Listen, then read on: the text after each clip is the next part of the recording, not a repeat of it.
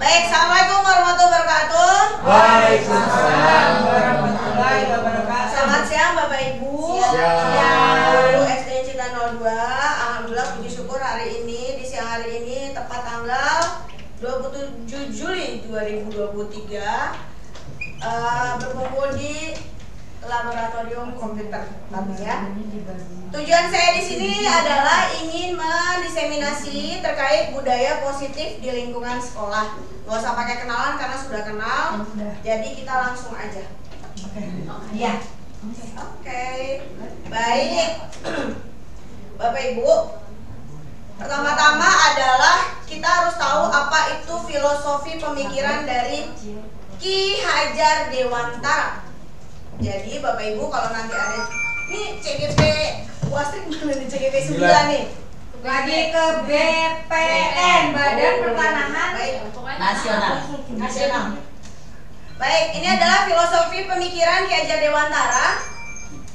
Baik Bapak Ibu, pendidikan merupakan pemberian tuntunan kepada anak sesuai kodrat alam dan zaman agar mampu meraih kebahagiaan dan keselamatan sebagai manusia ataupun anggota masyarakat, sehingga dapat tumbuh secara utuh untuk menjadikan manusia yang mandiri dan berkecakapan, tidak hanya untuk dirinya sendiri tapi juga berdampak kepada orang lain.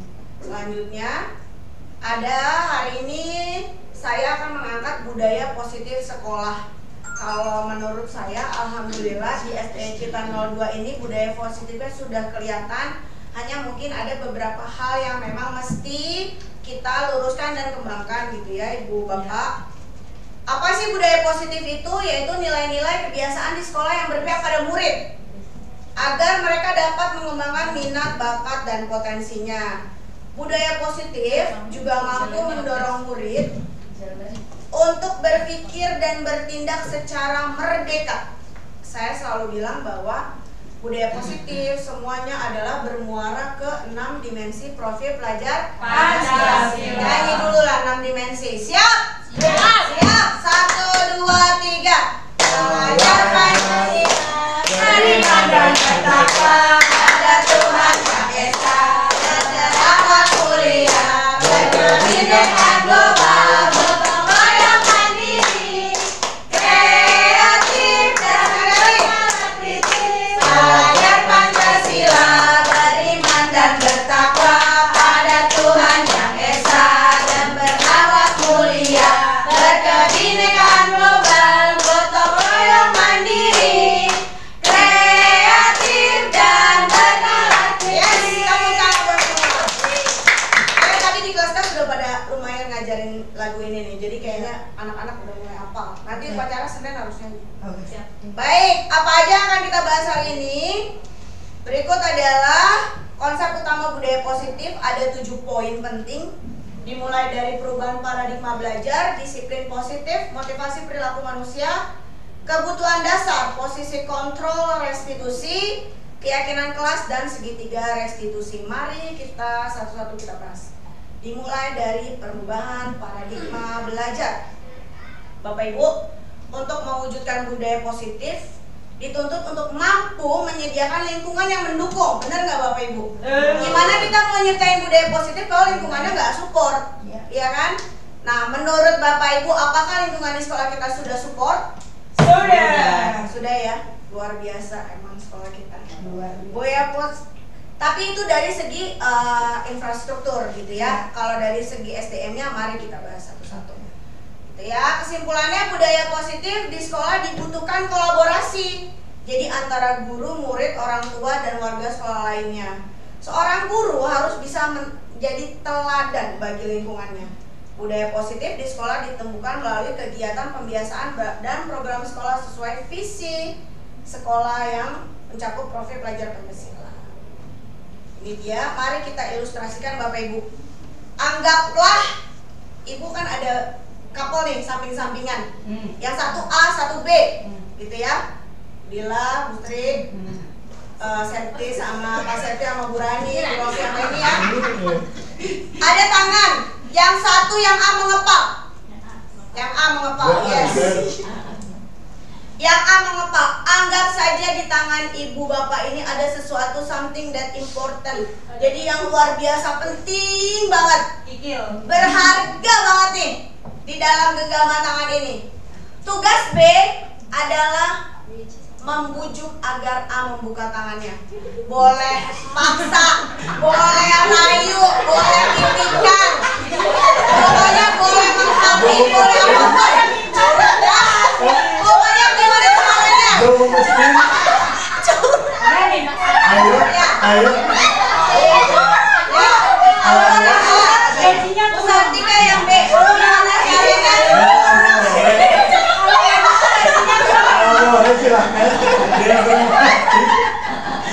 Baik Bapak Ibu, jadi yang A ini adalah genggaman sesuatu yang sangat berharga gitu kan. Gimana caranya kita nge-keep.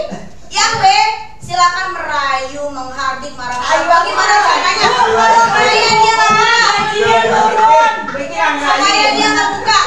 Kirain dia baik. Ada nggak? Sudah? Ada yang mau membuka nggak? Enggak. Susah? Susah. Dia nggak mau ini baik-baik. Seorang musri aja udah dengan cara baik-baik nggak mau. Sampai sampai dikasih uang juga nggak mau gitu. Jadi berpegang teguh bahwa nggak mau buka kepalanya. Ada yang rela buka? Kali Bu Rofi kan ditawarin jus, ya udahlah nih. HP-nya kartu pembaruan. Baik, yuk kita lihat selanjutnya. Kenapa sih harus seperti itu? Nah, ada menurut Dr. William Glasser dalam kontrol teori meluruskan beberapa miskonsepsi tentang kontrol. 1. Ilusi guru mengontrol murid. Walaupun tampaknya guru sedang mengontrol perilaku murid, hal demikian terjadi karena murid sedang mengizinkan dirinya dikontrol. Jadi gini Bapak Ibu. Jadi kita tuh bukan ilustrasi guru mengontrol murid gini. Ya udah kamu sana lari. Ya udah dia mau lari. Sebenarnya bukan karena disuruh sama gurunya, tapi karena dia mengizinkan dirinya untuk disuruh. Gitu loh. Jadi dia sedang mengizinkan dirinya dikontrol. Gitu. Kayak tadi kan genggaman tangan. Kan tergantung yang ngepal kan Bu ya. Dan kalau yang ngepal nggak mau ngebuka, mau diapain juga nggak mau. Tapi kalau dia moodnya lagi, ya kita tahulah kerja kita juga mood swing ya gitu. Beberapa teman kita memang ada moodian banget juga. Jadi itu. Yang kedua adalah ilusi bahwa semua penguatan positif efektif dan bermanfaat. Penguatan positif atau bujukan adalah bentuk-bentuk kontrol. Jadi ayolah buka, dikasih uang deh gitu. Nah itu kan tapi balik lagi gitu, tergantung si anaknya. Yang ketiga, ilusi bahwa kritik dan membuat orang merasa bersalah dapat menguatkan karakter. Contoh, guru tuh cuman pakai suara halus doang loh, tapi ternyata nyakitin ke anak, gitu ya. Menggunakan suara halus untuk menyampaikan pesan negatif. Lagian sih kamu nggak mandi, bau banget. Kalian sih halus banget gitu. Ya kan, tapi kan anak muridnya, ya ampun saya dibilang bau. Lagian sih kamu gitu ya, apalagi anak sekarang baper. Yang keempat, ilusi bahwa orang dewasa memiliki hak untuk memaksa. Saya guru nih, jadi saya berhak untuk memaksa murid, gitu kan? Ya iyalah, gini segala macam. Nah itu, ini adalah ilusi miskonsepsi tentang kontrol. Selanjutnya, nah ini dia, stimulus respon tentang dunia, teori kontrol tentang dunia. Ini bedanya. Selama ini kita pakai teori yang namanya stimulus dan respon. Ada realitas kebutuhan kita sama, tapi menurut teori kontrol, realitas kebutuhan kita itu berbeda. Semua orang melihat hal yang sama, semua orang memiliki gambaran yang berbeda. Perilaku buruk dilihat sebagai suatu kesalahan. Kalau teori kontrol, perilaku buruk itu pasti ada tujuannya, gitu ya. Saya bisa mengontrol orang lain nih kalau stimulus respon, tapi kalau teori kontrol, Anda tuh nggak bisa mengontrol. Maksa. Ada pada saat bujukan gagal, akhirnya dipaksa. Ya udahlah, kalau kamu nggak mau ngerjain PR, terserah keluar aja dari kelas. Itu maksa, iya nggak? Tapi kalau kita melakukan kolaborasi dan konsensus, gitu ya, menciptakan pilihan-pilihan baru atau opsi-opsi lain selain mengusir anak, contohnya seperti itu. Ya, terakhir model berpikir menang atau kalah. Jadi nggak ada menang kalah, yang benar adalah win-win solution. pas banget tadi Pak Septi bilang ke Mbak Desta, Bu Desta kan tadi itu mah enak di kamu semua, akunya nggak ada gitu kan, kayak perkara baju. Jadi kayak gitu harus ada win-win solution. Pas banget ya. Lanjut, ini ada disiplin positif. Yang kedua pembahasannya kalau tadi adalah paradigma, yang kedua yaitu disiplin positif, merupakan unsur utama dari terwujudnya budaya positif. Yang paling penting Bapak Ibu yang harus digarisbawahin adalah ini nih, kenapa sering sekali Bapak Ibu menghubungkan kata disiplin dengan tata tertib. Karena sebenarnya memberikan hukuman untuk melakukan disiplin itu adalah opsi terakhir gitu ya, karena belajar tentang disiplin positif tidak harus dengan memberi hukuman. Justru itu adalah salah satu alternatif terakhir, jadi last option nih. Kalau udah nggak ada banget alternatif, kayaknya udah segala macam dicari, nggak ada nih, ya udahlah kita kasih hukuman, itu last option banget dan berusaha untuk tidak dilakukan. Gitu. Contohnya Bapak Ibu, nah ini dia. Ki Hajar Dewantara juga ternyata bilang loh bahwa untuk mencapai kemerdekaan dalam konteks pendidikan kita saat ini, kita harus menciptakan murid yang merdeka. Syarat utamanya tetap disiplin yang kuat. Disiplin yang kuat dimaksud adalah dimulai dari diri. Disiplin diri dulu, harus ada motivasi internal untuk memiliki kedisiplinan, baru setelah itu eksternal. Selain Ki Hajar Dewantara, ada juga pandangan dari Diane Gozen dalam bukunya Restructuring School Discipliner tahun 2001. Untuk menjadi seorang murid atau pengikut, gitu ya, harus paham betul alasan mereka mengikuti itu kenapa. Itu jadi ada motivasi intrinsik dari dalam. Dan harus bertindak sesuai dengan nilai-nilai kebajikan universal. Nilai kebajikan universal banyak Bapak Ibu. Tapi yang kita pakai, yang lagi digaungkan oleh negara kita, yaitu nilai kebajikan profil pelajar Pancasila. Ini dia. Yang goalsnya dari kurikulum Merdeka Belajar itu adalah bermuaranya ke nilai kebajikan, yaitu profil pelajar Pancasila. Kenapa? Dari 6 dimensi ini sudah sangat mewakili bagaimana siswa itu membentuk siswa untuk mencapai kemerdekaannya dalam belajar. Selanjutnya Bapak Ibu, nah ini nih, adanya motivasi perilaku manusia. Ada 3 motivasi Bapak Ibu untuk menghindari ketidaknyamanan atau hukuman. Ini menurut Diane Gozen ya. Motivasi perilaku manusia itu ada 3. 1, untuk menghindari ketidaknyamanan atau hukuman. 2, mendapatkan imbalan atau penghargaan dari orang lain. 3, untuk menjadi orang yang mereka inginkan dan menghargai diri sendiri dengan nilai-nilai yang mereka percaya. Nah, sekarang contohnya, pernahkah kita melakukan sesuatu untuk mendapatkan hadiah atau agar tidak dihukum? Pernah nggak Bapak Ibu? Pasti pernah lah. Iya. Saya pun pernah. Pasti ada sesuatu hal yang saya ingin lakukan, oh saya pengen dapat hadiah nih, gitu ya, atau menghindari hukuman lah. Contohnya Bapak Ibu, silakan Pak Septi dibaca. Seorang anak yang datang tepat waktu ke sekolah dan dikatakan disiplin oleh guru, padahal kita tidak tahu apa motivasi dibalik ia datang tepat waktu. Apa karena takut dihukum, karena ingin mendapat pujian dari gurunya, atau memang motivasi yang berasal dari dalam dirinya sendiri? Apakah dari eksternal atau internal? Iya, terima kasih Pak Septi. Seorang anak datang tepat waktu ke sekolah dan dikatakan disiplin oleh guru. Padahal kita nggak tahu motivasi dibalik dia datang pagi itu apa, gitu ya? Apa karena takut dihukum, atau karena ingin mendapat pujian dari gurunya? Wah, hebat banget kamu datang pagi. Atau memang dari dirinya, oh saya nih harus datang pagi karena sudah merupakan tanggung jawab saya untuk datang pagi. Jadi seperti itu, ada kemungkinan ya. Saya menjadi orang seperti apa jika saya selalu datang tepat waktu? Ini yang dinamakan motivasi intrinsik dari dalam, innernya. Melakukan atas dasar keyakinannya, nilai-nilai yang diyakininya, bukan karena untuk menghindari hukuman atau ingin penghargaan. Termasuk kita ya Bu, absen setengah 7. Potong. Iya kan? Kita dipotong. Kita menghindari hukuman tuh. Ya kan? Kalau nggak masuk 5 kali dipanggil dinas, menghindari hukuman, ya kan? Atau kalau datang pagi kan dilihat ibu gitu, ntar kali aja dikasih penghargaan apa gitu ya, kali kan.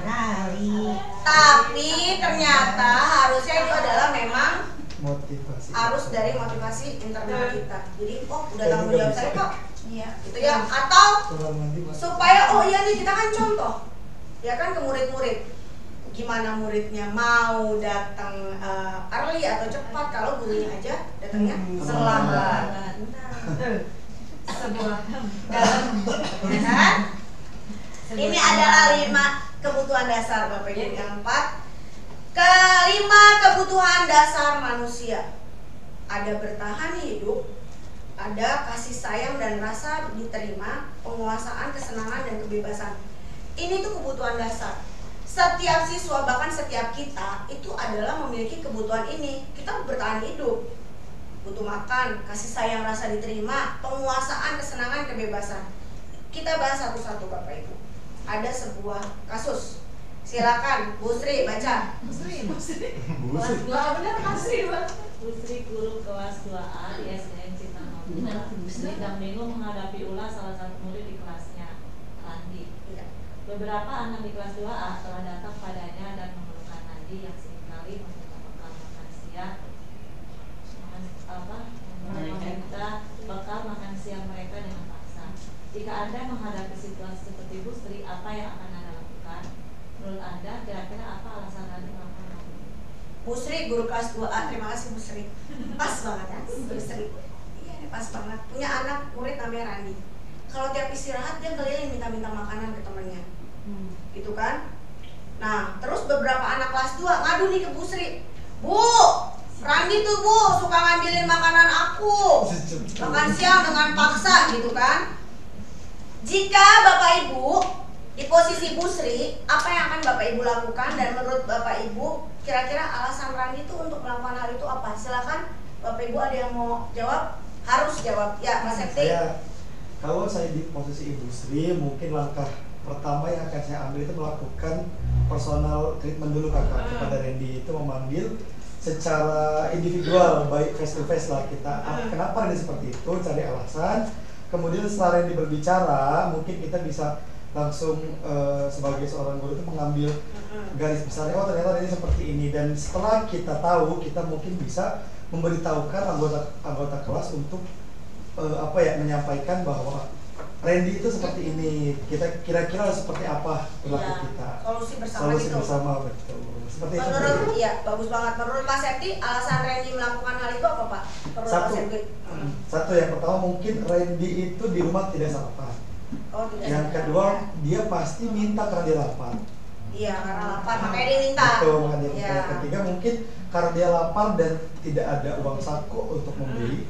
Mungkin itu yang membuat Randy meminta. Iya, betul. Yang terakhir juga yang keempat, dia berani meminta mungkin karena dia merasa nyaman dengan temannya. Iya, makanya. Makanya dia berani meminta. Bagus. Terima kasih Pak Septi. Silakan yang lainnya. Yuk.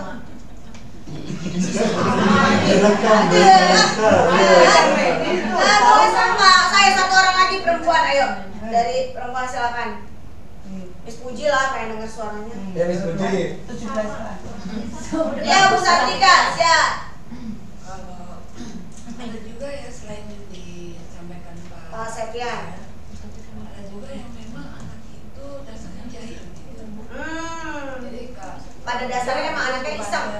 Dia atau dia bisa juga jahil gitu. Ada yang seperti itu.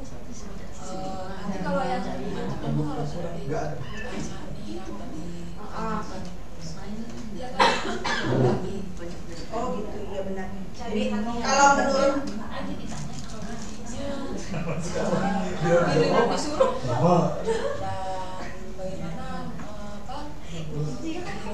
sengaja Suji. Iya benar. Ya setuju juga Mbak Bu Sartika, mungkin alasan lainnya adalah jahil. Emang anaknya iseng aja. Itu kan ada ya emang anaknya ya nyari-nyari perhatian lah gitu ya, usil aja gitu. Tapi kira-kira alasan Randy melakukan hal itu karena apa sih? Yuk kita bahas. Ingin merasakan masakan Ya, bisa jadi. Alasan Reni melakukan hal itu pasti ada beberapa alasan, Bu. Menyangkut tadi kebutuhan bertahan hidup. Kebutuhan bertahan hidup. Saya lapar dan orang tua tidak membawakan bekal makan siang. Berarti di sini ada apa? Kebutuhan bertahan hidup yang tidak terpenuhi kan, Bapak Ibu? Makanya dia, aduh lapar nih, orang tuanya nggak bawa bekal, sedangkan harus bertahan hidup. Makanya dia minta makan. Betul ya, Bapak Ibu? Selain itu, pasti ada alasan lain kenapa seperti itu. Dari satu kasus aja itu mencakup semua. Bisa. Ada lagi rasa kasih sayang dan rasa diterima atau kebutuhan untuk diterima. Hal ini terlihat dari mana? Dari kata-kata Randy.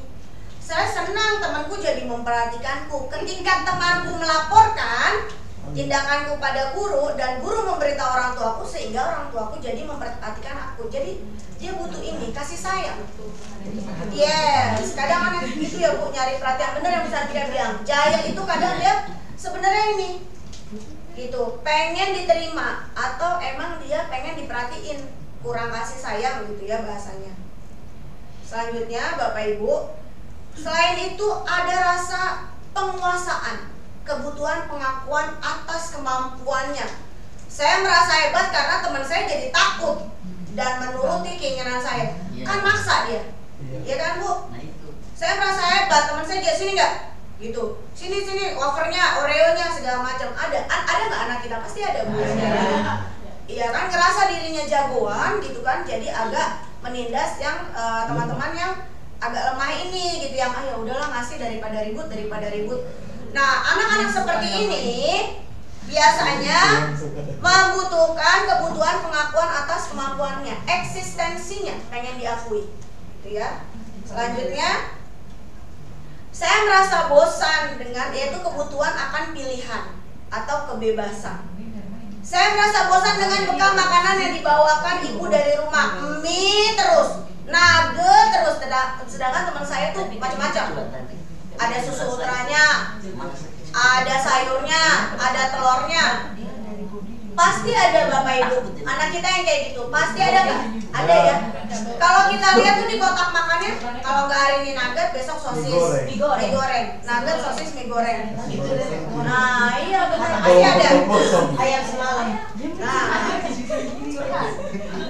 jadi kebebasan kebutuhan akan pilihan. Selanjutnya yaitu, nah ini nih yang Bu Sartika bilang masuknya ke sini. Kesenangan, kebutuhan untuk merasa senang. Saya iseng dan menikmati ekspresi wajah teman-teman yang kesal karena diambil makanannya, dan ekspresi teman-teman itu lucu. Jadi emang dia iseng aja kayak, karena ngeliat muka temennya ketakutan, jadi bisa dia ketawain. Nah ini kebutuhan untuk merasa senang. Gitu ya. Jadi memang 5 kebutuhan. Berarti hal ini terbukti ya Bapak Ibu dari murid-murid kita, 5 kebutuhan ini memang ada ya. Ada ya, dan memang sudah kita saksikan bareng-bareng ya. Di setiap kelas, setiap angkatan, setiap tahun ada aja anak seperti ini. Ya. Nah, ini contohnya Bapak Ibu. Ibu guru bilang, aku tidak boleh bersenandung sewaktu mengerjakan tugas. Katanya kelas harus senang, tidak ada suara. Kan nggak seru jadinya. Kebutuhan akan kesenangan, karena dia nggak bisa senang-senang. Selanjutnya, ibu guru tidak menyapaku hari ini, padahal aku pakai jepit rambut baru, ya kan? Ditempel di sini-sini gitu kan ya. Atau sendiri anak-anak kan. Padahal pakai hijab tetap aja, sini 2, atas 2. Bahkan kelas 6, kelasku sendiri pakai jepit pulpen, Ibu. Saya bilang, iya kan? Saya bilang, apa sih, model apa lagi nih jepit pulpen kiri kanan gitu kan? Ini Bapak Ibu, kebutuhan kasih sayang dan rasa diterima. Dia pengen eksis, pengen diperhatiin juga nih dia. Nah selanjutnya ada kata-kata gini, aku bosan, masa belajarnya cuma gitu aja, dengerin ibu guru aja. Ada rasa ingin bebas anak ini, kurang rasa kebebasannya. Dan terakhir, aku sebel, gambarku tidak rapi, malah ibu guru nunjukin ke teman-teman di depan kelas. Nih lihat nih, gambarnya si Ahmad nih, lihat tuh berantakan banget kan? Nah kan? Ya kan ada nggak ya gitu? Ada ya. Nah, secara nggak langsung ada kita pernah melakukan itu ya. Orang gambarnya kayak ceker, aduh ya ampun gitu kan ya. Orang lah yang cuma kepalanya bulat aja, tengkorak gitu. Yang lebih bagus gitu. Iya bulat, terus rambutnya 3, 1, 2, 3 gitu. Dengan refleksnya guru, coba nih lihat di sini gambar apaan ini kayak tuyul, kan suka gitu kan? Nah inilah Itu Ropi. iya kan, bener ya Bapak Ibu ya. Makanya ketika saya belajar ini saya seperti bercermin, oh gitu, oh iya ya baik. Ini ada ternyata anak butuh penguasaan gitu kan. Ini nggak diakuin ya sama guru gitu. Secara tidak langsung perilaku murid kita di kelas dan di sekolah dilandasi dengan kebutuhan dasar manusia yang belum terpenuhi. Setuju Bapak Ibu? Setuju? Setuju ya. Jadi karena ada rasa kebutuhan dasar yang tidak terpenuhi, makanya dia lakukan itu. Seandainya rasa kebutuhan itu sudah terpenuhi, saya yakin dia nggak akan ngelakuin itu. Karena ada beberapa murid kita dan banyak murid kita nggak begitu polanya. Karena dari rumah sudah sarapan, sudah rapi, orang tuanya sudah mengikat rambut. Banyak sekali sebenarnya, cuman memang tidak dipungkiri ada anak-anak yang kebutuhan manusianya belum terpenuhi, makanya agak bertingkah ketika di sekolah. Gitu. Iya, betul banget Ibu. Selanjutnya, nah ini dia Bapak Ibu, kita diskusi banyak di sini posisi kontrol restitusi. Ada 5 posisi kontrol restitusi. 1. Penghukum. 2. Pembuat merasa bersalah. 3. Teman. 4. Pemantau. Dan 5. Manajer. Kita bahas satu-satu Bapak Ibu. Sebelumnya, apa sih restitusi? Restitusi itu adalah sebuah pendekatan untuk menciptakan disiplin positif. Restitusi merupakan proses, menurut Goshen, restitusi merupakan proses menciptakan kondisi bagi murid untuk memperbaiki kesalahan mereka sehingga mereka bisa kembali pada kelompoknya dan memiliki karakter yang lebih kuat. Menurut Goshen. Restitusi merupakan proses kolaboratif.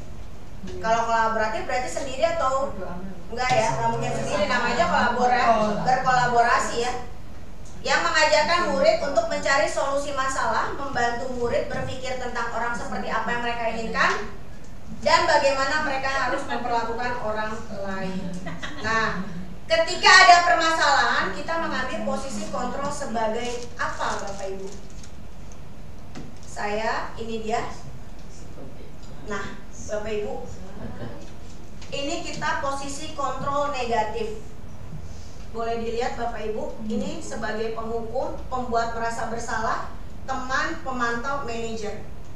Kita perilaku kontrol negatif ketika guru itu menjadi penghukum dan pembuat merasa bersalah. Hal ini dibuktikan dengan apa? Menghardik, menunjuk-nunjuk, mengintimidasi, menyindir.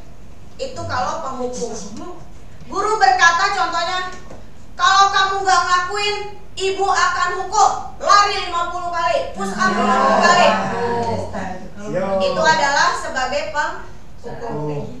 Selanjutnya posisi kontrol negatif, pembuat merasa bersalah dengan ceramah, menunjukkan kekecewaan mendalam. Contohnya, kamu tuh udah ngecewain ibu banget, tahu gak sih dengan kelakuan kamu, ibu tuh kecewa banget. Nah itu, ternyata kata-kata itu sebagai pembuat merasa bersalah. Jadi ketika saya sempat tanya, kenapa membuat ngerasa bersalah sih gitu, ngomong kayak gitu, Bu, ketika kita menghukum anak itu pasti akan mikirnya, aduh gue udah gagal nih, saya udah gagal sampai dihukum kayak begini. Mindsetnya dia udah kesana.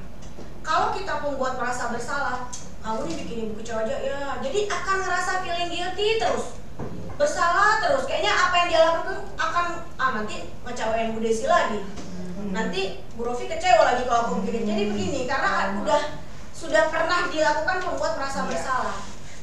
Kalau perilaku kontrol positif itu sebagai teman dan pemantau, ini banyak dilakukan oleh kami atau kita. Membuatkan alasan-alasan untuk muridnya. Apa ini kelas 6? Lakukan demi Bapak Ibu ya. Ya udah nanti Bapak Ibu bantu deh bereskan rapot Bapak Ibu. bukti nyata bahwa kita adalah teman. Hasil anak itu kan enggak 50, apakah kita akan nulis 50? Tidak kan? Tapi ada rasa kasihan. Ya udah gitu. Maju nggak bisa perkalian, ya udah deh itu loh cluenya ini loh gitu. Itu loh cluenya ini loh. Nah, inilah kita sebagai teman. Secara tidak langsung kita memposisikan diri kita sebagai temannya dia dengan ngasih clue, dengan ngasih nilai yang ya udah deh ntar bapak bantuin ya udah, tapi kamu ini ya, tapi kamu itu ya. Nah, itu. Lanjut ada pemantau, yaitu menghitung dan mengukur. Contohnya, apa peraturannya? Ayo, apa konsekuensinya? Apa yang terjadi kalau kamu ngelakuinnya?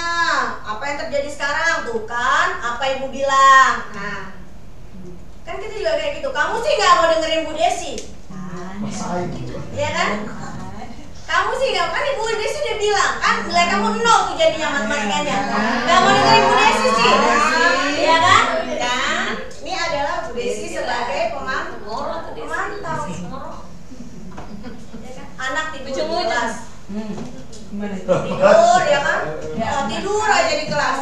Gurunya cuma bilang, kamu tuh gimana sih? Bangun Kamu sih, iya gimana sih? Ibu lagi nerangin. Kalau ada kata-kata, Rafasya kamu gimana sih? Kan ibu lagi nerangin. Itu guru sebagai apa? Merasa merasa bersalah. Iya. Kalau misalnya, Ahmad kamu nih tidur mulu.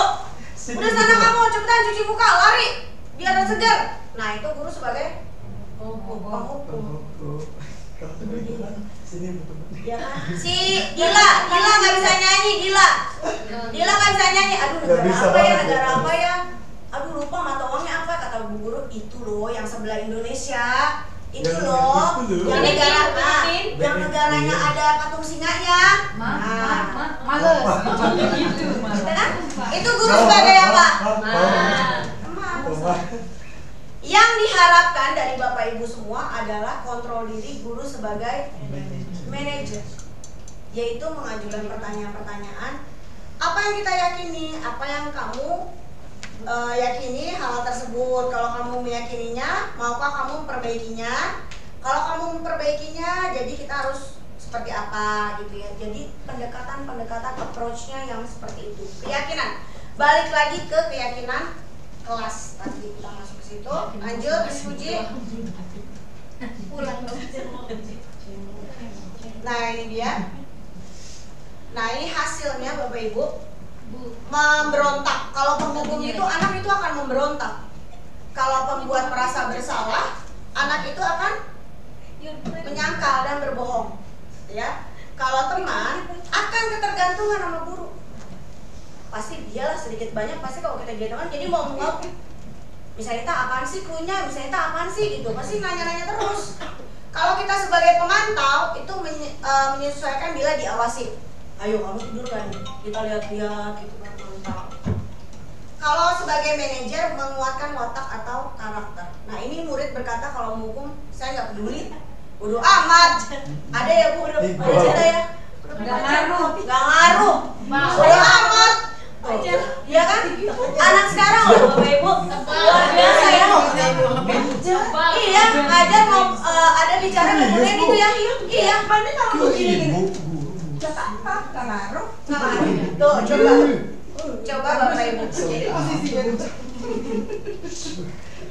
Kalau gurunya emosi yang sebagai penghukum, kan? Sudah dihukum apa ini? Nah, kalau kita membuat merasa bersalah, Istri Indonesia. gurunya akan ngomong, muridnya akan bilang, maafin saya Bu, saya janji Bu, tapi dia pasti ngomong gitu. Terus kalau ketemu gurunya kadang malu, gitu. Kalau sebagai teman, saya pikir Bapak Ibu teman saya. Kirain misalnya kita teman, ngasih tahu, katanya nggak ngasih tahu. Nah itu, jadi kan kayak bestie banget tuh. Terus pemantau, saya akan dapat berapa bintang nih kalau ngelakuin tersebut.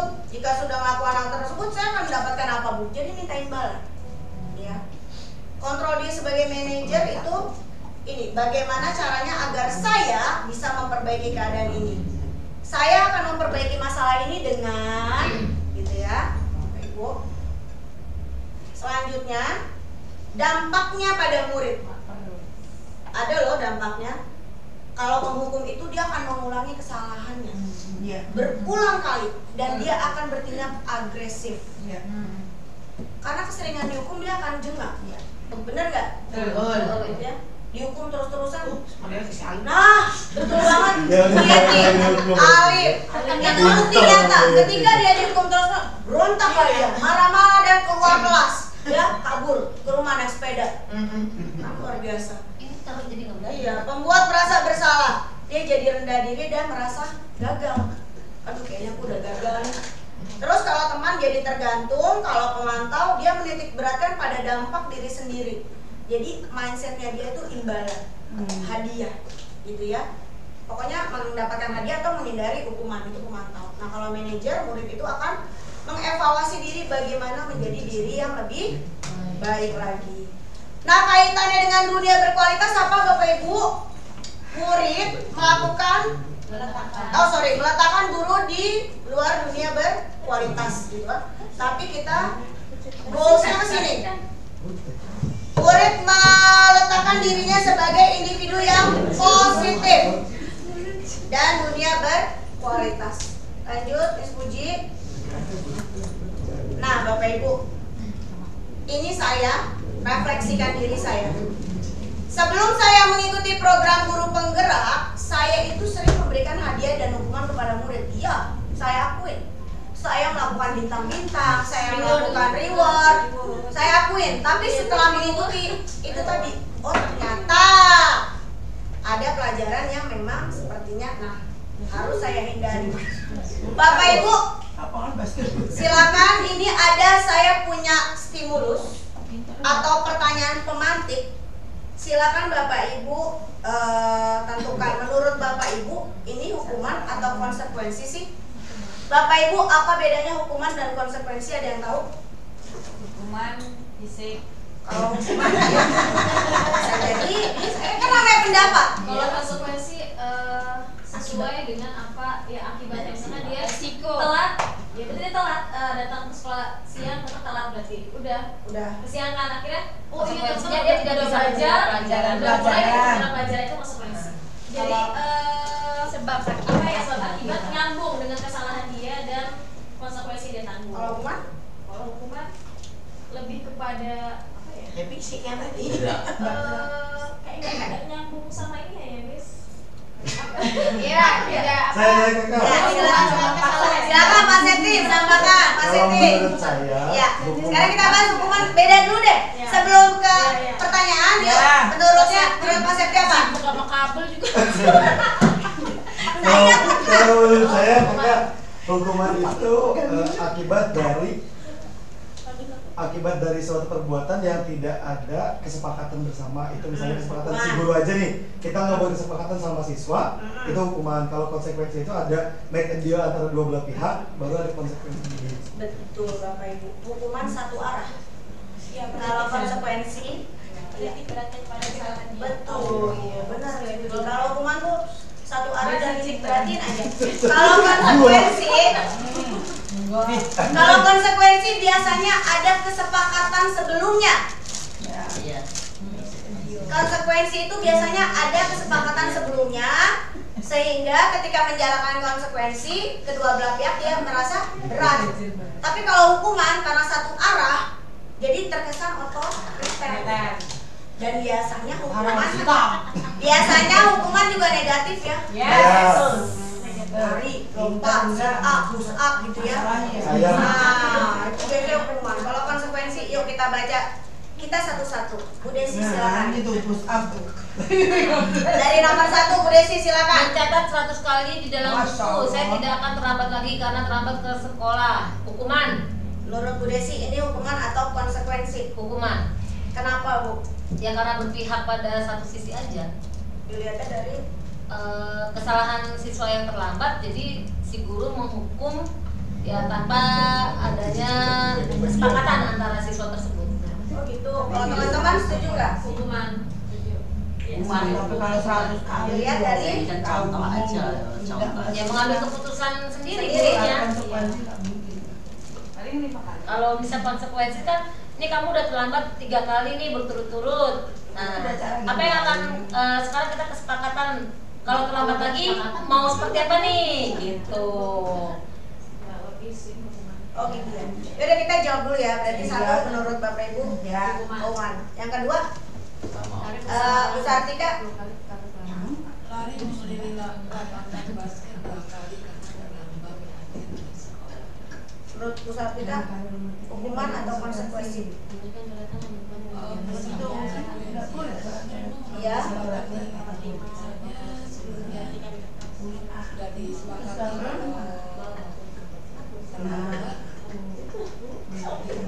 itu juga bisa hukuman kalau tidak disepakati. Oh gitu. Jadi bisa hukuman, bisa konsekuensi gitu ya. Tapi menurut Bu Sartika apa? Kayaknya sih condong ke kiri konsekuensi. Kalau menurut teman-teman apa nomor 2? Aku Hukuman. Hukuman. Kenapa? Kesalahan sama hukumannya kalau nggak logis kalau buat aku. Nggak make sense ya. Yes. Gak masuk akal gitu ya. biasanya hukuman lebih berat daripada konsekuensi. Yes. Oh gitu. Dan Oke. nyambung. Ya Kan lanjut. tidak boleh begitu. Coba Umar yang ketiga Mar. Membersihkan coretan yang dibuatnya di meja tulis konsekuensi. Ya, Jawaban Miss. Membersihkan coretan yang dibutuhkan di meja. Yang dibuatnya. Oh yang dibuat di meja tulis. Menurut Umar? Dan konsekuensi. Kenapa Umar? Konsekuensi. Tanggung jawab Miss. Soalnya Miss yang juga misalkan siswa udah coret-coret meja tulis, berarti kan sudah bisa sendiri Miss. Juga biasanya guru itu yang pernah coret-coret meja tulis sering banget diingatkan Miss. Iya. Ya bisa. Lanjut. Nomor berapa? Bu Neti. Murid diminta untuk push up 15 kali karena tidak menggunakan masker ke sekolah. Nah itu hukuman apa?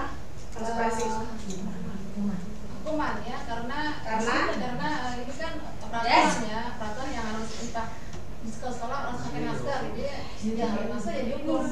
Oh yang merasa bersalah ya hukuman gitu ya karena dia udah nggak pakai masker. Iya. Berarti dia Ya kan itu melanggar peraturan. Ya, melanggar peraturan harus pakai masker. Oh. Lanjut. Bu Amel. Gantikan kertas tugas teman yang telah dicoret-coret. Hukuman apa konsekuensi? Ya konsekuensi. Kenapa? Karena lagi. Ya kan kalau jawab harus ada alasan. Ini kadang kayak murid gitu kan? Lagi banget. 15 kali 30 dibagi 2 itu misalnya hasilnya berapa? Misalnya 100. Dari mana? Gitu kan? Caranya seperti apa? Kok bisa ngomong gitu? Nah, ini juga Amel. Kenapa Amel bilang Bu Amel bilang konsekuensi? Ya. Ya karena dia mencoret kertas temannya, jadi ya harus mengganti. Kecuali kalau memang punya dia, ya tidak apa-apa. Betul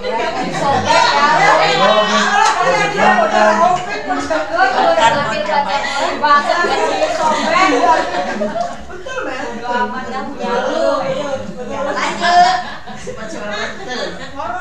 Kalau berjemur di lapangan basket pukul 12 siang karena mengobrol dengan teman. Hukuman. Hukuman, kenapa hukuman? Udah ada sebabnya karena mengobrol dengan teman. Oh jadi dia dihukum gitu ya? Ngobrol itu 12 sampai 15 siang dia udah kesepakatan kelas dan dia Ya udah bikin kalau dia ngobrol dengan temannya, hukum di lapangan basket. Oke, lanjut. Udah masuk angin. Kan ditanya. Kalau benar. Lanjut. Begitu kan belum pasti. Silakan Bu Yeti. Ngobrol doang. Ya. Murid diminta bertelanjang kaki sepanjang hari. Telanjang kaki. Karena Aja pakai sepatu. tidak menggunakan sepatu warna hitam sesuai peraturan sekolah. Kalau menurut saya mah itu konsekuensi. Kenapa? Ya karena kan sebelum dia masuk ke sekolah ini kan peraturan kalau sepatu itu harus menggunakan warna hitam. Kenapa kok dia warnanya putih gitu? Nah itu seperti itu kali ini.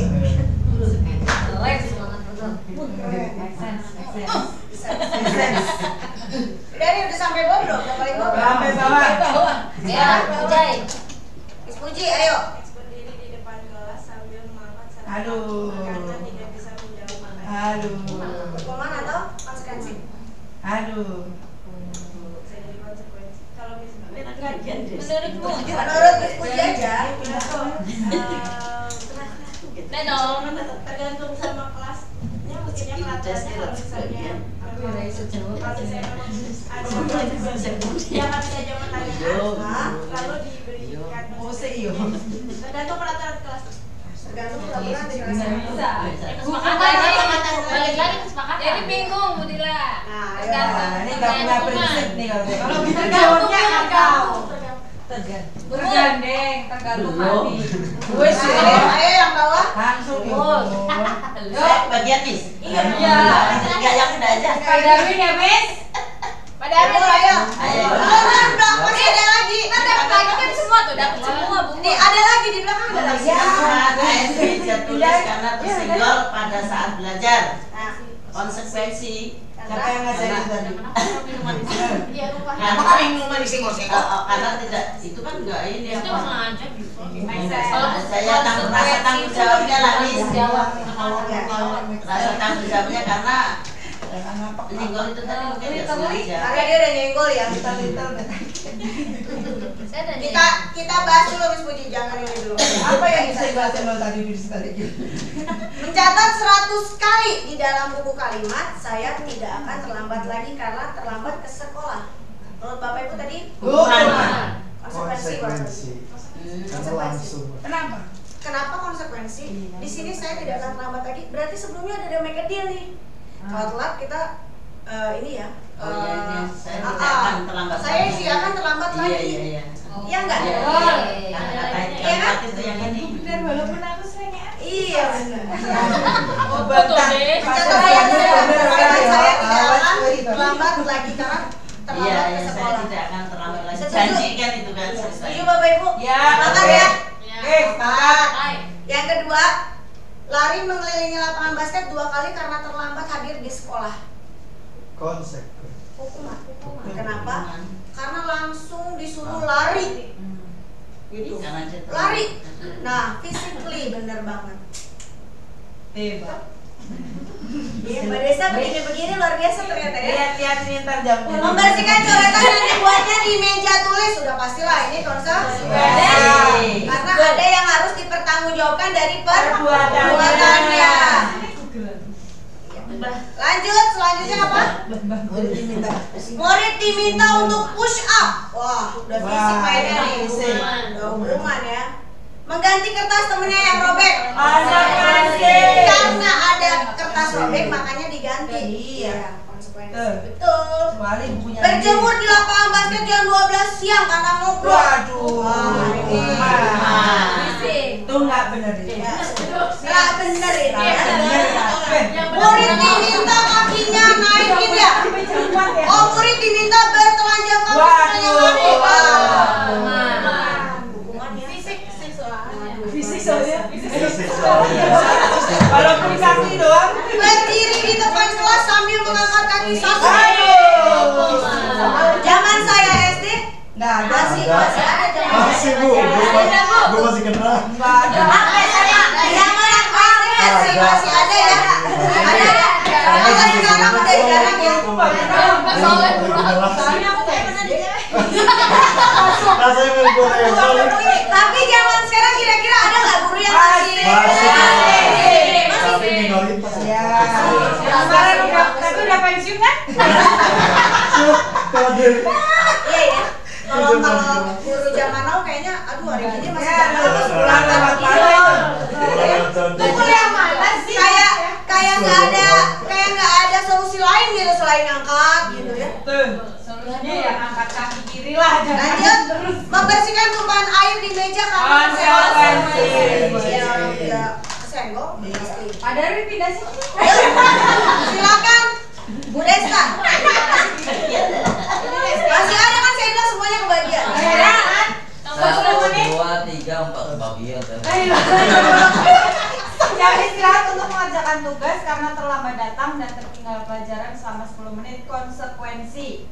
Kehilangan 10 menit jam istirahat untuk mengerjakan tugas karena terlambat datang dan tertinggal pelajaran selama 10 menit. Menurut Bu Desta, Konsekuensi. kenapa? Karena dia tidak disiplin. Kurang disiplin gitu ya. Jadi kehilangan 10 menit ya udah. Risiko. Oke, Nggak ada penambahan nanti waktu. kita bahas.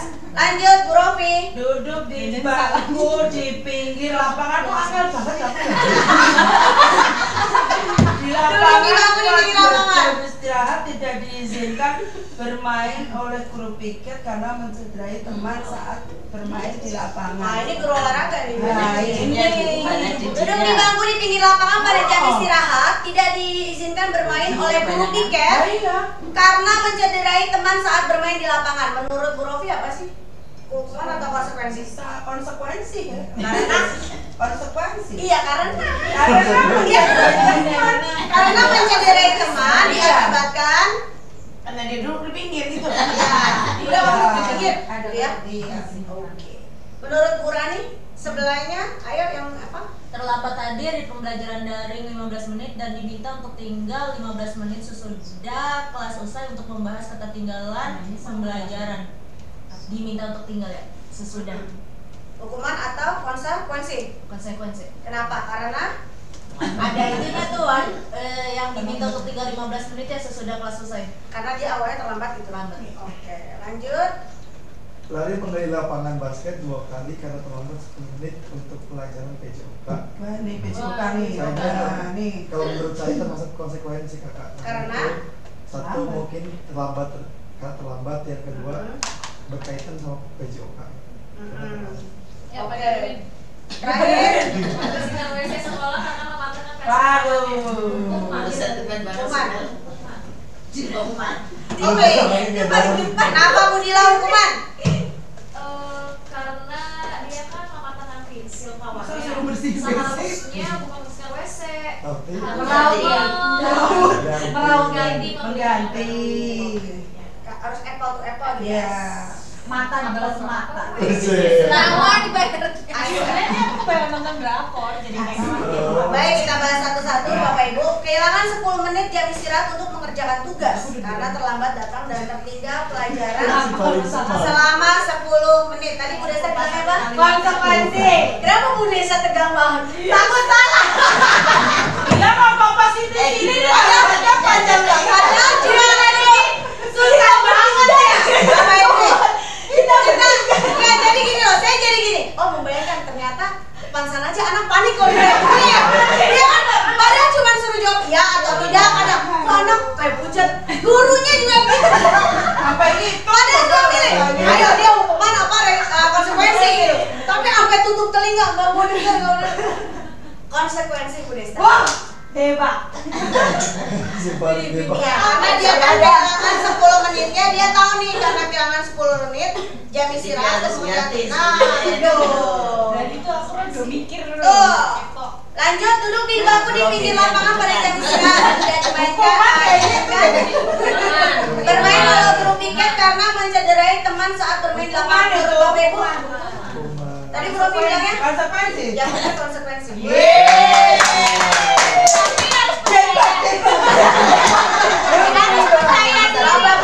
ya. Sekarang dia sudah mencederai teman. Konsekuensinya adalah ketika kamu mencederai teman, kata guru piket, kamu di pinggir, nggak usah ikutan. Iya nggak? Iya, jadi benar Bu Rofi konsekuensi. Cuma Bu Rofi ternyata goyah. Dibilang sama temennya hukuman. Ada nggak murid kita di kelas gitu? Ada. Dia udah ada jawabannya. Kira-kira dibisikin.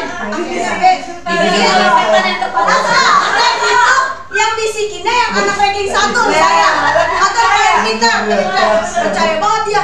Enggak Miss, tadi saya salah, ternyata B, nggak tahu yang A.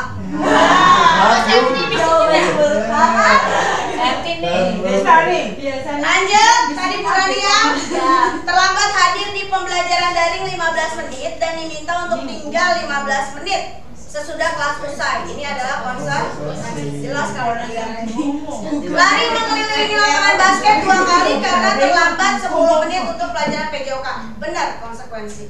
Gitu ya. Hebat. Iya benar, karena kan dia udah terlambat 10 menit. Gitu. Membersihkan WC. Benar banget ya tadi Bu Dila bilangnya ini nggak apple to apple lah. Orang cuma gara-gara pensil masa harus semuanya WC. Iya kan? Itu adalah iya. Apple to apple jadinya ya.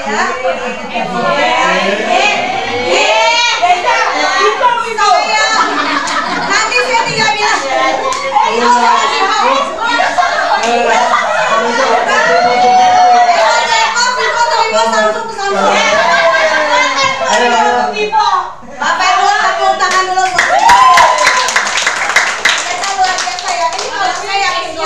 hukuman sekolah beliau yang heboh. Ya kan? Yes. Bayang saya yang ngebayangin gitu ya kalau ada ibu hebohnya kayak Ada kita pakai kacamata. iya ternyata nyampe. Ya udah kamu baca hukuman atau tuh kan Miss ada lagi Miss tuh 2 masih. Oh, ayo. Ayo. baik nanti akan saya buat khusus pada Reza. Contoh kasus. Jadi gini Bapak Ibu, hukuman akan membuat murid merasa bersalah. Feeling guilty terus. Murid tersakiti dengan perbuatan atau kata. Pasti kita pernah jadi murid. Ada pasti satu kenangan dari gurunya yang entah itu menyenangkan banyak, tapi pasti ada yang nyedih. Iya. Aku sama Pernah Desa apa? Coba. dikata hamil duluan. Karena aku nggak pernah sekolah kan, saya terus kan. Kamu nggak pernah sekolah, aku jadi guru sekarang. Ya, hamil duluan. Aku nunggu 7 bulan. Baru hamil. Baru ini. Ada lagi yang sakit hati atau ada kata-kata yang menyakitkan yang pernah waktu kita sekolah dulu? Tuh, Miss. Miss saya. Apa? Bisa, ya. Bu Desi itu gue sih Oh. keluar. Putusnya dalam keluar. Karena bahasa Jawa. Kita salah jawab.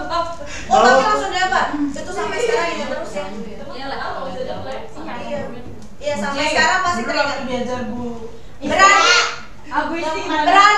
Berarti benar dong kalau hukuman itu akan merasa bersalah dan inget terus kita ya. Betul. Benar ya. Berarti karena kita tahu alasan itu, apakah kita akan melakukan hukuman? Jangan sampai. Lebih baik kita hindari. Ya. Hukuman itu pilihan terakhir. Ih, keren Bu Romi. Iya, langsung nyantol nih Bu Romi. Opsi terakhir itu hukuman itu opsi terakhir. Sedangkan konsekuensi sudah disepakati oleh murid dan guru.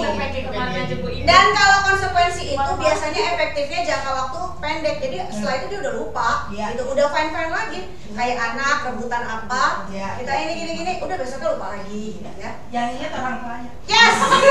That's right. Betul. Anak ribut 5 menit, baikan lagi, ibunya besok ketemu. Ibunya ketemu. Kalau penting kalau cuma ketemu ini, pengalaman ya Ibu. Lanjut. Selanjutnya Bapak Ibu, nah terkait hukuman dan konsekuensi itu akan berkiblat kembali lagi ke keyakinan kelas. Itulah kenapa kita harus punya rules atau patokan berupa keyakinan kelas gitu. Jika peraturan kelas memiliki konotasi negatif seperti dilarang, keyakinan kelas itu tujuannya untuk memancing murid memiliki nilai-nilai keyakinan menimbulkan motivasi intrinsik ya dari dalam. Nah ini yang sudah saya lakukan di kelas Bapak Ibu,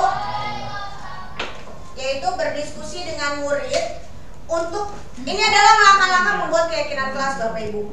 Pertama kita diskusi dulu dengan murid untuk memunculkan peraturan yang perlu ditaati warga kelas. Nggak apa-apa dia nulis jangan buang sampah, dilarang ngobrol, nggak apa-apa, biarin aja, kan itu kan terserah dia ya, gitu.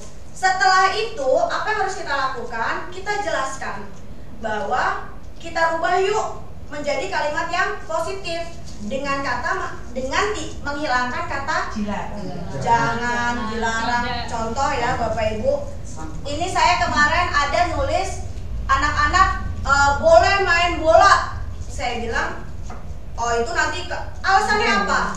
Kalau kamu boleh main bola selain PJOK nanti keringetan, bau segala macam. Nah itu jadi dirubah. Terus ada yang bilang kemarin gak boleh berisik di kelas.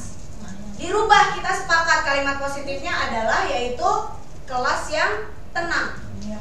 Jadi kalimat-kalimat negatif yang sudah murid-murid kita buat, kita rubah ke dalam kalimat positif untuk menanamkan positif mind-nya itu. Ya, langkah ketiganya membuat kesepakatan kelas menjadi keyakinan. Tadi udah banyak tuh kesepakatannya. Kalau keyakinan paling banyak 7 lah, gitu ya, 5 sampai 7. Bahkan ada yang 2 juga nggak apa-apa kalau memang itu yang sangat diyakini. Kayak tadi contohnya kita sepakat untuk datang tepat waktu, itu adalah masuknya ke disiplin. Izin jika ingin keluar kelas, berarti menghormati dan menghargai. Mengembalikan barang punya temannya atau jika menemukan barang, berarti ke jujur gitu ya. Bertanggung jawab dan menerapkan 5S. Kadang anak zaman sekarang juga ya Bu, kebanyakan itu kan 5S-nya lupa nih. Senyum, salam, sapa, sopan, santun. Mentang-mentang bukan gurunya, apa sih gitu. Tapi alhamdulillah, iya kadang kan nggak kenal ya, kayak kelas 2. Saya kan nggak ngajar kelas 2 gitu kan. Ada anak yang cuek aja, nggak negor gitu. Atau yang kelas tinggi, nggak kenal sama guru kelas 1, kelas 2-nya gitu, atau guru siapa. Nah itu tuh, ini yang harus kita tanamkan gitu ya. Setelah itu, langkah selanjutnya adalah berdiskusi mengenai gambaran perilaku yang mencerminkan keyakinan kelas. Kita bilang, kalau disiplin contohnya apa sih? Gitu. Membuang sampah di tempatnya Miss Anita. Nah, ini kita tekankan lagi ke mereka. Diskusi lagi gambaran perilakunya. Langkah kelimanya, berdiskusi mengenai peran seluruh warga kelas. Jadi di sini yang mematuhi itu nggak cuma murid-murid, tapi guru juga. Karena kesepakatan, ya kan, kesepakatan menjadi keyakinan, guru juga harus melakukan gitu ya. Langkah keenam, meninjau ulang keyakinan kelas dari waktu ke waktu. Dulu tuh tata tertib, tapi tata tertib tuh otoriter banget, gini. Dan kamu malah jadi berontak. Makanya sekarang dirubah jadi keyakinan. Jadi harus dalam diri kita tanamkan itu ke anak-anak gitu ya. Kenapa kita bikin keyakinan kelas? Terakhir Bapak Ibu, segitiga restitusi gitu ya. Nah ini Bapak Ibu, saya pernah bercerita ke Bu Desi Melinda gitu ya. Waktu itu kalau ada masalah tuh ternyata kita nggak boleh langsung marah-marah. Ada 3 tahapan dalam segitiga restitusi, yaitu pertama menstabilkan identitas, yaitu dengan mengeluarkan kata-kata seperti setiap orang tuh pasti pernah salah. Misalnya kita juga pernah kok bikin kesalahan itu gitu. Itu dalam menstabilkan identitas. Jadi cooling down dia dulu nih. Jadi dia tuh nggak merasa, aduh saya salah banget nih, ternyata guru saya juga pernah kok ngelakuin itu. Nah ini kita cooling down dengan menstabilkan identitas. Setelah stabilkan identitas, kita validasi tindakan yang salah. Dengan cara apa? Kita tanya, kamu ngelakuin itu pasti ada alasannya. Gak mungkin kamu tiba-tiba mukul, gak mungkin kamu tiba-tiba tidur di kelas, gak mungkin kamu tiba-tiba ngomong gak sopan ke guru. Pasti ada alasan yang menyebabkan kamu melakukan itu. Nah ini yang namanya validasi tindakan yang salah gitu ya. Atau kita ngelempar ke mereka, iya sih kamu pasti ngelakuin itu karena ada alasannya, tapi pasti ada cara yang lebih efektif kan gitu kan buat mendapatkan apa yang kamu butuhkan. Terakhir, setelah kita menstabilkan identitasnya dia, cooling down, terus validasi tindakan yang salah, alasannya, terakhir kita menanyakan keyakinan kelas apa. Kamu tahu nggak yang kamu lakuin itu sudah sesuai nggak dengan keyakinan kelas? Enggak, Miss Anita, kira-kira keyakinan kelas apa yang kamu langgar? Nggak bertanggung jawab nih, soalnya saya kan nggak kembaliin barang sesuai tempatnya. Nah kita lagi, berarti setelah itu menurut kamu apa yang harus kamu lakukan? Jadi seperti ini, menanyakan keyakinan kamu ingin menjadi orang seperti apa. Itulah segitiga restitusi. Saya ada contohnya. Ini tadi restitusi, disiplin positif. Hanya mengingatkan lagi, saya kemarin mengangkat kasus ini. Bu Desi saya angkat kasus Rafasya. Ya, Bu Desi gitu ya, karena memang Rafasya ini timbul gitu ya. Saya angkat kasus ini gitu. Lalu saya menggunakan segitiga restitusi untuk menyelesaikannya. Bapak Ibu. Nah, ini sebenarnya ada suaranya. Gitu ya.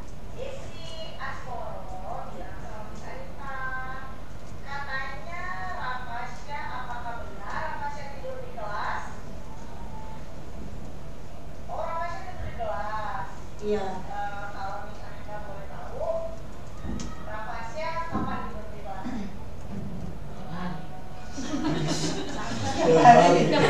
Everyday. Kalau bangun udah istirahat. Kalau udah seger, makan udah seger nih, makan tidur lagi. Nah ini saya memvalidasi nih.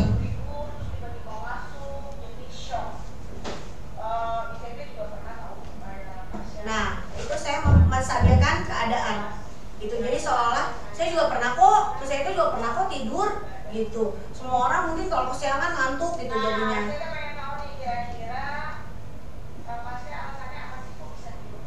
Nah, yang kedua saya menanyakan kan alasannya, kenapa gitu? Kenapa Rafasya? Pasti ada alasannya kenapa dia tidur. Nah, di situ dia menceritakan semuanya.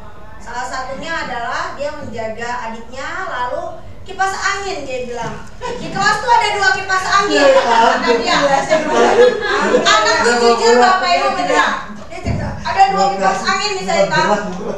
Pada saat Bu Desi nyalain nomor 3, kata dia, saya tuh jadi kalau nyalain nomor 3 itu yang ceiling fan, itu ke saya anginnya jadi saya ngantuk. Lah di depan udah ngantuk ya, kata dia. Itu dia kata apalagi ada kan ada 2 misalnya, jadi angin tuh dari mana-mana kata dia. Jadilah dia ngantuk. Yang kedua alasannya kalau dia habis makan kekenyangan. Istirahat kekenyangan dia tidur. Yes, ya. Jadi kalau pagi kan lagi pas angin. Iya. Itu katanya alasannya gitu ya katanya Rafasya. Oh ternyata alasannya itu. Nah setelah saya tahu alasannya, saya bilang gitu, Rafasya kan sudah bikin keyakinan kelas dengan Bu Desi, apa yang dilanggar? Gitu kata dia, iya Mi saya melanggar. Tidak bertanggung jawab juga, terus nggak menghargai menghormati Bu Desi sebagai gurunya kan lagi kurangin tidur, gitu kan? Saya bilang apa yang harus saya lakukan, gitu kan? Terus kata dia, iya Miss saya akan meminta maaf ke Bu Desi, dia bilang gitu, karena saya sudah tidur di kelas, gitu ya. Makanya kemarin waktu tidur, iya benar, tidur lagi. Iya gitu kan, jadi setelah menstabilkan identitas, saya validasi tindakan yang salah. Selanjutnya adalah saya menanyakan tentang keyakinan kelasnya gitu. Alhamdulillah dia sadar, semoga dia tidak tidur lagi ya. Amin. Gua sama. Pas Sepia nih Rafasya kan udah kelas 5 gitu kan. Tidur nggak tuh Sen? Enggak. Enggak dipas. Alif tuh kurangi sekarang tiduran. Pecahin kasusnya. Baik. Bu Rani bisa selesaikan melalui segitiga restitusi. Ya. Bu, nah ini dari kelas. Ini adalah yang terakhir Bapak Ibu, kesimpulan dari yang saya buat, yaitu mari bersama-sama kita wujudkan budaya positif di kelas dan di sekolah dengan menerapkan disiplin positif yang memunculkan motivasi perilaku secara intrinsik dalam memenuhi kebutuhan dasar dengan bertindak sebagai manajer yang berpegang pada keyakinan kelas. Terima kasih Bapak Ibu semua.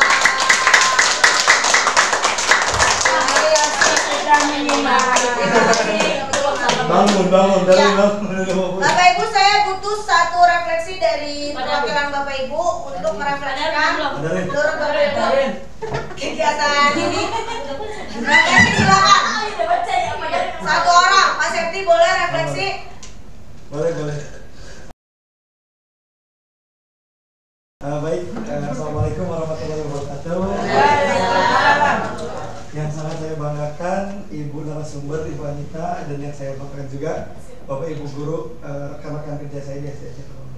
Alhamdulillah, pada sore hari ini kita melakukan kegiatan yang sangat bermakna, luar biasa menambah ilmu pengetahuan secara pribadi, dan mungkin secara general itu kita menambah ilmu pengetahuan, termasuk tadi segitiga restitusi yang memang betul-betul itu bisa kita manfaatkan untuk salah satu cara kita untuk mencari solusi terbaik atau langkah strategis untuk menangani masalah-masalah di kelas. Jadi tidak langsung punishment atau reward. Jadi kita bisa melakukan segitiga restitusi tersebut yang alhamdulillah sudah dijelaskan dengan sangat baik oleh Ibu Anita.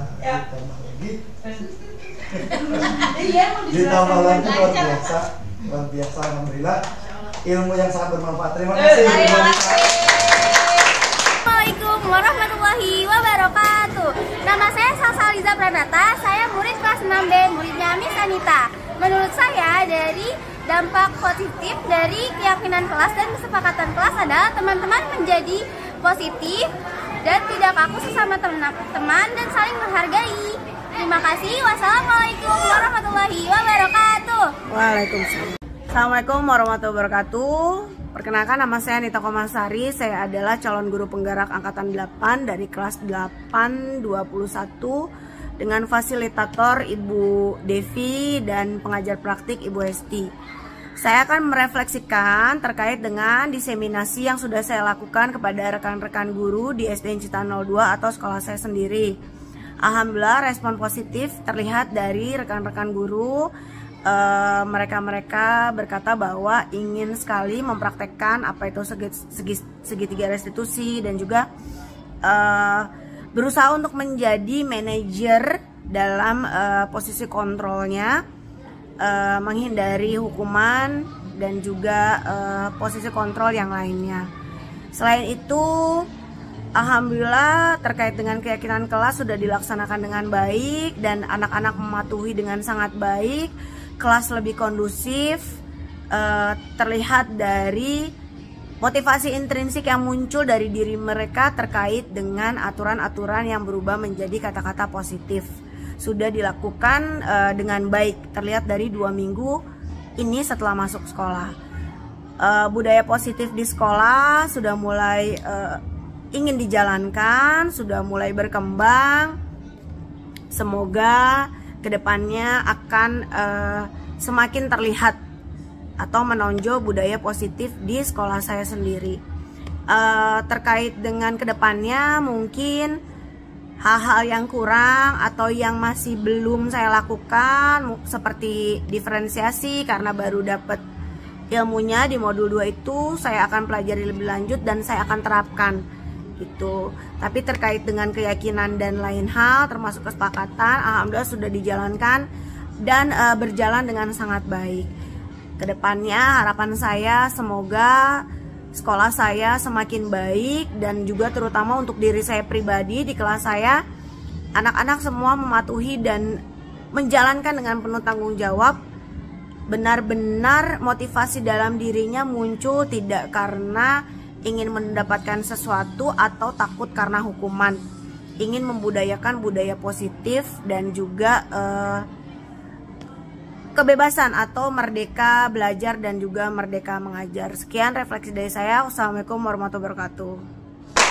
Semoga apa yang saya sampaikan bermanfaat dan dapat diterapkan gitu ya di kelas sehingga budaya positif ini semakin muncul di sekolah kita karena seperti moto ibu kita ya kan dan sekolah kita yaitu SD Cita 02 berani berkarya ramah anak dan inovatif. Budaya positif ini semoga muncul dan saya yakin Bapak Ibu dengan potensi kita semua semakin kita melakukan hal yang positif, anak-anak juga akan semakin berpositif ria dan semakin nyaman untuk sekolah. Gak ada lagi yang takut untuk datang tuh nggak ada. Ya, baiklah. Terima kasih Pak Septian refleksinya. Terima kasih Bapak Ibu sudah memperhatikan dengan baik, sudah ikut tanya jawab diskusi dengan luar biasa terkait hukuman restitusi aja tuh udah tegang gitu ya. Padahal cuma gimana Pak restitusi gitu ya. Jadi terima kasih sekali. Kurang lebihnya mohon maaf. Wabillahi taufiq wa hidayah. Wassalamualaikum warahmatullahi wabarakatuh.